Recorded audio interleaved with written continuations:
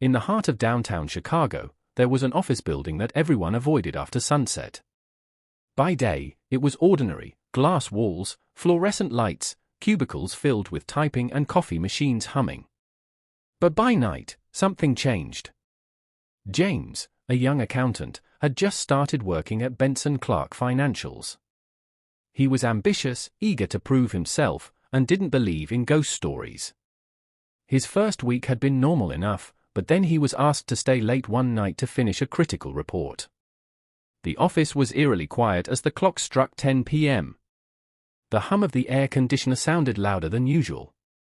James noticed that the fluorescent lights flickered, and the shadows in the corners of the office seemed heavier. As he typed, he heard faint whispers behind him. "Hello," he called out, but there was no response. The whispers grew louder, echoing through the empty cubicles, but when he turned around, nobody was there. The office doors, which were supposed to be locked, suddenly creaked open. A cold breeze swept through, carrying a metallic scent. James' heart pounded as the lights went out completely, plunging him into darkness. Only the glow of his computer illuminated the room. Then he saw it, a figure, pale and thin, standing by the window. Its eyes were hollow, and its mouth stretched into an unnatural grin. James froze. The figure didn't move at first, but slowly, more shapes began to appear, faces pressed against glass walls, hands reaching out from under desks. They all stared at him, their mouths whispering his name. James tried to escape, but the elevator refused to move, the stairwell doors slammed shut, and the office seemed to stretch endlessly around him. Every cubicle was now filled with shadowy figures, watching, waiting. He could feel their cold hands brushing his skin as he ran through the labyrinth of hallways. Finally, he reached the front lobby. The main doors were open, leading to the empty, foggy streets of Chicago. He ran without looking back. The next morning, the office was normal again. Colleagues arrived, working as if nothing had happened. The night staff never mentioned the strange occurrences, almost as if James had been invisible the night before. James never stayed late again. And when he saw someone new joining the office, he whispered a warning: "Don't stay after midnight. The office, it's alive after hours." No one ever believed him. James had always thought the stories about the office were just rumors. Employees whispered about people seeing shadows in the hallways, hearing strange footsteps when no one else was around, and mysterious lights flickering in empty cubicles. But he had always shrugged them off. That is, until the night he stayed late. By 9:30 p.m., the office had emptied. The hum of the fluorescent lights and the occasional beep of his computer were the only sounds. He noticed something odd: the clock on the wall had stopped at 9:47 p.m., though his phone showed the correct time. Shrugging it off as a malfunction, he continued typing. At exactly 10 p.m., the lights began to flicker. Shadows stretched unnaturally across the floor, twisting like black smoke. James felt a chill brush his neck, though the office air conditioning wasn't on. He turned around sharply, expecting a co-worker, but the office was empty. The whispers started softly, almost indistinguishable at first. "James," they called. He froze. The sound seemed to come from inside the walls themselves. He got up, walking slowly through the cubicles. The whispers grew louder: "Stay with us." Suddenly, his computer screen went black. Then, with a sudden flash, a face appeared on it, pale, expressionless, and staring directly at him. He stumbled back. The office was no longer the same. The walls seemed taller, the hallways longer, the cubicles stretching endlessly in every direction. He ran toward the exit, but the doors wouldn't budge. The elevators rattled violently, and the stairwell was blocked by shadows that looked like living smoke. James could hear footsteps following him, slow and deliberate, though no one was there. He turned a corner and saw dozens of figures emerging from the walls, their eyes hollow, mouths moving in silent screams. James hid behind a filing cabinet, holding his breath. One figure drifted past, brushing the top of his head, cold and heavy.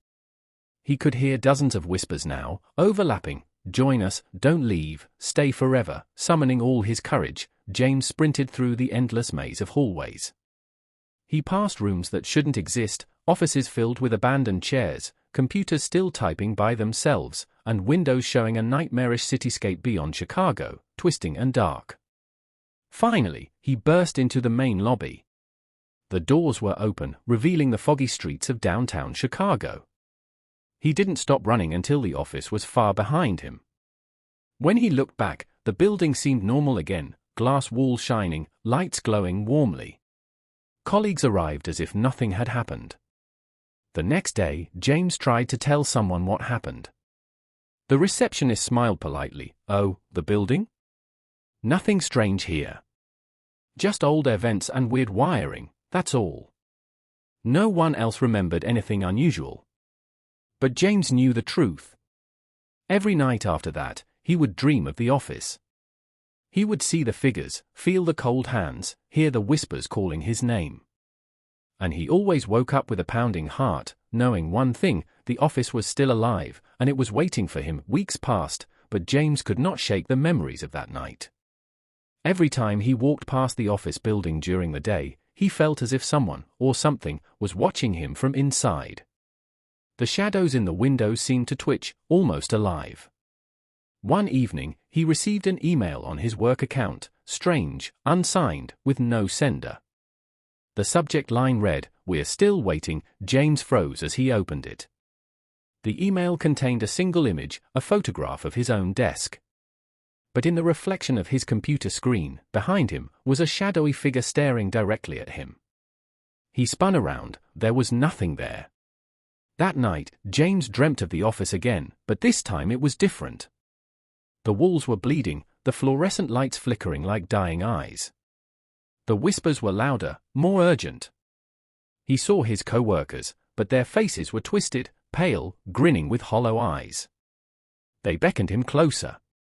In the dream, the front doors slammed shut. A voice echoed through the corridors, deep and hollow: "You can leave, but you can never escape." James woke up in a cold sweat. But when he checked his phone, he saw dozens of missed calls from unknown numbers, all showing the same name: the office.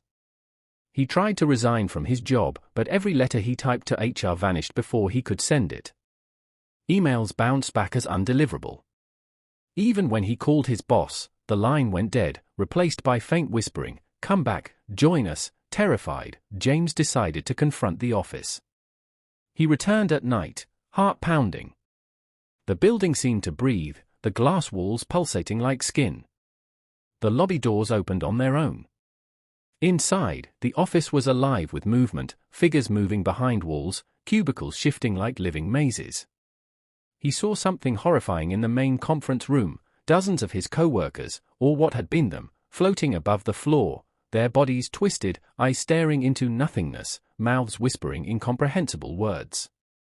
At the center stood a figure taller than the rest, its face hidden in shadow, holding something that looked like a pulsating black crystal. The figure spoke without moving its lips: "You belong here, James. We've been waiting for you." James ran, dodging hands that reached from the walls, following him, trying to drag him back. He barely made it to the lobby, flinging the doors open into the foggy streets. But as he ran, he felt a pull, an invisible force dragging him back toward the office. Desperate, he didn't stop. Until he reached his apartment. He slammed the door and locked it. But when he looked out the window, the office building was there, towering unnaturally close, even though it should have been blocks away. And in the top floor window, a shadowy figure waved at him. James realized the truth: the office didn't just exist in the city. It existed wherever he was. And now, it was coming for him. Days turned into sleepless nights. James couldn't escape. The office was everywhere, in reflections, in shadows, in the glow of his computer screen. Every time he closed his eyes, he was back in the maze of cubicles, chased by hollow-eyed figures. One night, he found a strange flyer slipped under his apartment door. It was a picture of the office, with the words scrawled in black ink: "Come back, or be claimed forever." James knew he had to face it. He returned to the office one final time, determined to end the nightmare. As he stepped inside, the doors slammed